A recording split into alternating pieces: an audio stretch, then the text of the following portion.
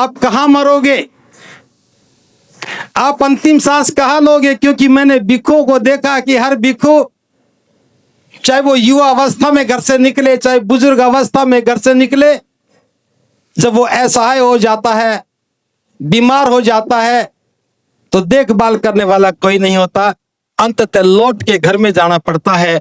और ये भिक्षु के लिए बहुत बड़ा तिरस्कार होता है। और मैंने बहुत सारे भिक्षुओं को घर में ही मरते देखा। और असहाय होने के बाद लौट करके घर में जाता है तो तिरस्कार की बात होती है। लेकिन क्या करें, कहीं कोई सुविधा नहीं, कहीं कोई उसकी व्यवस्था नहीं। तो धम्म भूमि ने इस पर मनन किया, चिंतन किया और एक निर्णय लिया, अगर हमें बौद्धों की विरासत को बनाना है, धम्म के राष्ट्रीय केंद्र की स्थापना करनी है, तो सबसे पहले हमें भिक्षु भिक्षुणियों को गर्व और गरिमा का एहसास दिलाना होगा। जिस प्रकार से भिक्षु का जीवन गौरवमय होता है, उनका अंतिम समय भी गौरवशाली होना चाहिए। कोई भी भिक्षु लौट करके घर में नहीं जाना चाहिए। जब ये बात हमने की तो धम्म भूमि के उपासक उपासिकाओं ने, भिक्षु भिक्षुणियों ने इस बात का समर्थन किया कि धम्म भूमि को इस काम को अपने हाथ में लेना चाहिए। शब्द मेरे हैं, बोल मैं रहा हूं, लेकिन सारा दायित्व तो धम्म भूमि की टीम का है। और हमने फैसला किया कि अलीगढ़ में जो राष्ट्रीय बौद्ध केंद्र बनेगा, उस केंद्र में भिक्षु भिक्षुणी विहार भी बनेंगे, प्रशिक्षण केंद्र भी बनेगा, सामुदायिक केंद्र भी बनेगा, ध्यान साधना केंद्र भी बनेगा। लेकिन सबसे पहले जो बनने का काम है वो वृद्ध भिक्षु भिक्षुणी सेवा विहार बनना चाहिए। जो भिक्षु समाज की सेवा करता है, अंतिम समय में उसकी सेवा करने वाले भी कोई होने चाहिए। तो मैं आज 18 मार्च के दिन बाबा साहब के आगमन की स्मृति के समय ये बात आपके बीच में रख रहा हूं। बाबा साहब ने हमें बौद्ध धम्म दिया था। 18 मार्च को बाबा साहब ने चक्कीपाट बुद्ध विहार में बुद्ध की प्रतिमा स्थापित करके आगरा वासियों को एक बहुत सुंदर बुद्ध विहार दिया। लेकिन धम्म आगे नहीं बढ़ा। भिक्षु तो बने लेकिन धम्म आगे नहीं बढ़ा। भिक्षु तो बहुत हुए लेकिन गरिमा नहीं पा सके। तो इस कमी को देखते हुए, क्योंकि बाबा साहब के धम्म की विरासत को अगर हमें आगे बढ़ाना है तो भिक्षु भिक्षुणियों को सम्मान देना होगा। तो मैं आपके सामने बात रख रहा हूं, बौद्धों के राष्ट्रीय केंद्र के निर्माण के पहले चरण में हम वृद्ध भिक्षु भिक्षुणी सेवा विहार बनाएंगे।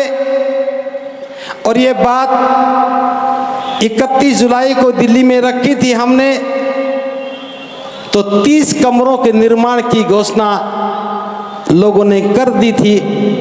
तो मुझे खुशी इस बात की है कि हम 30 कमरे बनाने की स्थिति में हैं। 3 मई को नींव रखेंगे और जल्दी ही हम 30 कमरों का निर्माण पूरा करके भिक्षु भिक्षुणियों को वहाँ रहने का आमंत्रण देंगे, जो वृद्ध हो चुके हैं, जिनके पैर काम नहीं करते, जो बीमार रहते हैं, जिनकी सेवा करने वाला कोई नहीं। उसमें एक चिकित्सालय भी बनाएंगे।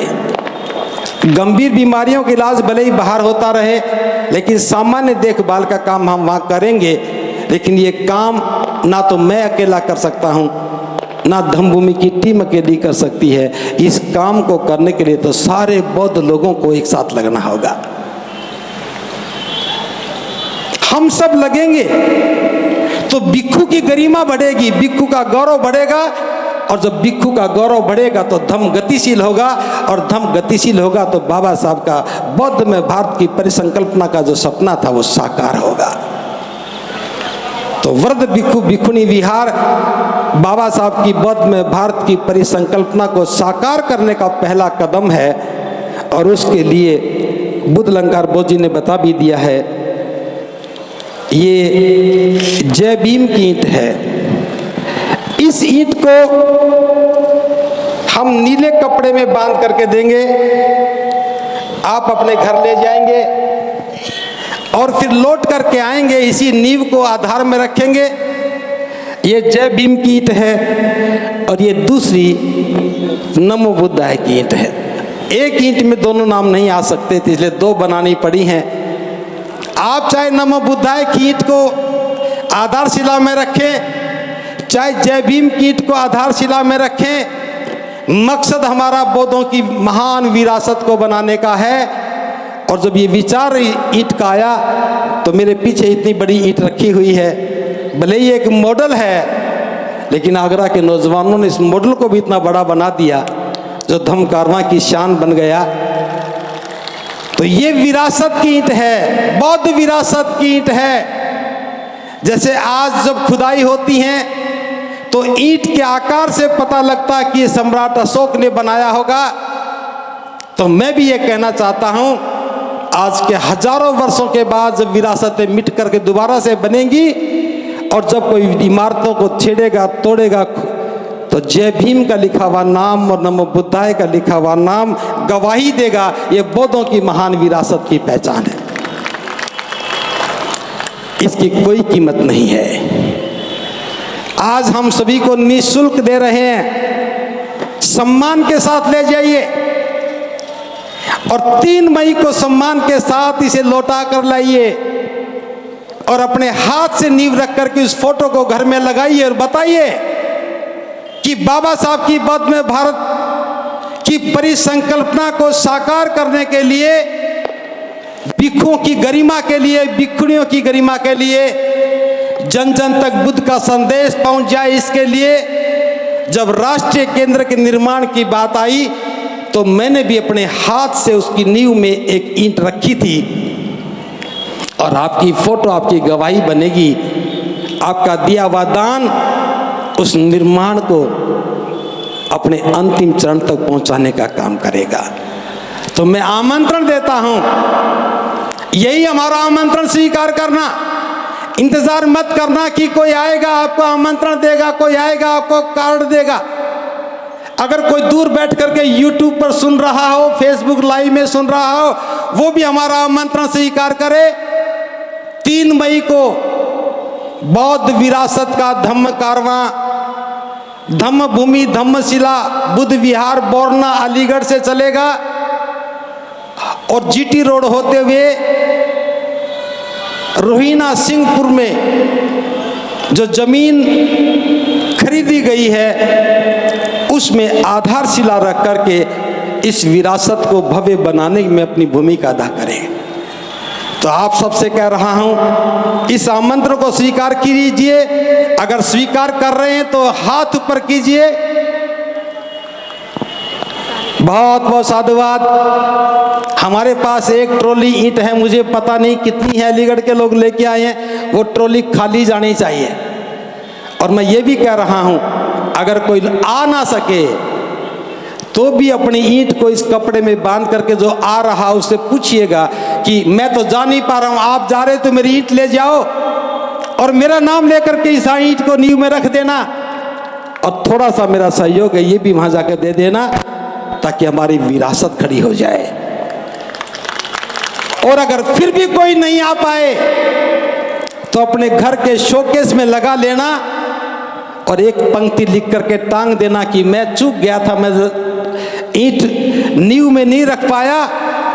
अपनी संतान को आदेश देना कि हो सके तो मेरे सामने या मेरे बाद भी जब भी मौका लगे तो इस बौद्ध विरासत की ईंट को आधार में जरूर रखना। अगर अलीगढ़ में ना रख पाओ तो कोई बात नहीं, आगरा में आके रखना। आगरा में नहीं रख पाओ तो किसी भी प्रदेश के किसी भी जगह पे रखना। आप चाहे मध्य प्रदेश में विहार बनाएं, चाहे राजस्थान में बनाएं, चाहे गुजरात में बनाएं, चाहे बिहार में बनाएं, उड़ीसा में बनाएं, ये ईंट धम्म के विरासत की ईंट है, नींव में ही जानी चाहिए। तो मैं ये भी छूट दे रहा हूँ, मत सोचना कि अलीगढ़ वालों ने दी थी कि हम अलीगढ़ में लेके जाएं। अलीगढ़ तो पहल कर रहा है, बस आपको मंजिल तक पहुँचाने के लिए आह्वान कर रहा है।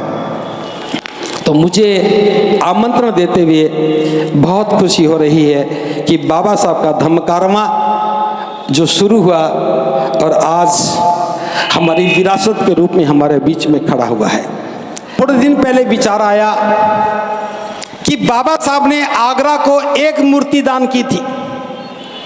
बाबा साहब ने आगरा में एक मूर्ति बुद्ध विहार में लगाई और वही अंतिम मूर्ति हो गई। अगर हम बाबा साहब के वारिस हैं तो हमें हर धम्म कारवां में बहुत सारी बुद्ध की मूर्तियों को बुद्ध विहारों में स्थापित करना चाहिए। शाहगंज के त्रिलोक्य बुद्ध विहार में स्थानीय लोगों से चर्चा करते हुए हमने फैसला किया कि इस बार हम 10 बुद्ध की प्रतिमाओं को दान करेंगे। हमने लक्ष्य रखा था कि 10 प्रतिमा दान करेंगे, प्रयास कर नहीं पाए। 5 प्रतिमाएं हमें मिली और 500 दान के लिए उपलब्ध हैं। एक तो जा चुकी है, एक अभी ले जाएंगे, 3 का फैसला भी टीम कर लेगी। लेकिन सोचा 5-10 के लिए था, लक्ष्य 5 का पूरा हुआ।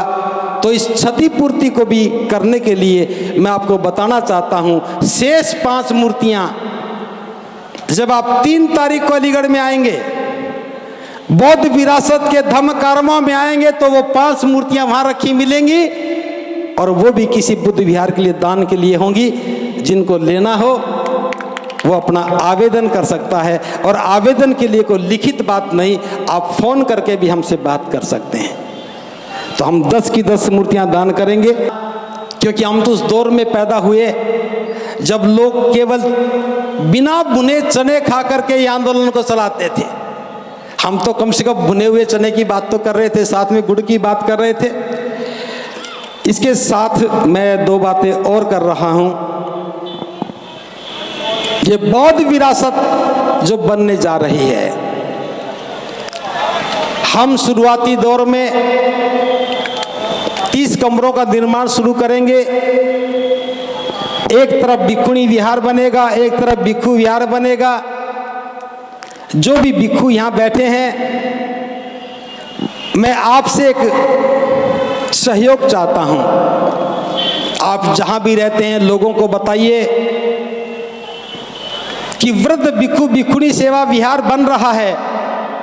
हमारे लिए बहुत बड़ी चुनौती है। किसी भी बीमार भिक्षु को हम वहाँ रख सकते हैं, लेकिन सेवा करने का काम सिर्फ धन का नहीं है, भोजन का नहीं है, दवा का नहीं है। सेवा में बहुत सारी चीज़ें आती हैं। तो जो भी भिक्षु भिक्षुणी इस काम में अपनी भूमिका निभाना चाहे, वो इस वृद्ध भिक्षु भिक्षुणी सेवा विहार के निर्माण में अपनी भूमिका अदा करें। हमें बहुत खुशी होगी। हम सब लोग मिलकर के काम करेंगे तो एक कारवां और आगे बढ़ेगा। एक और जानकारी जो मैं बहुत महत्वपूर्ण समझता हूं, आपके बीच में रखना।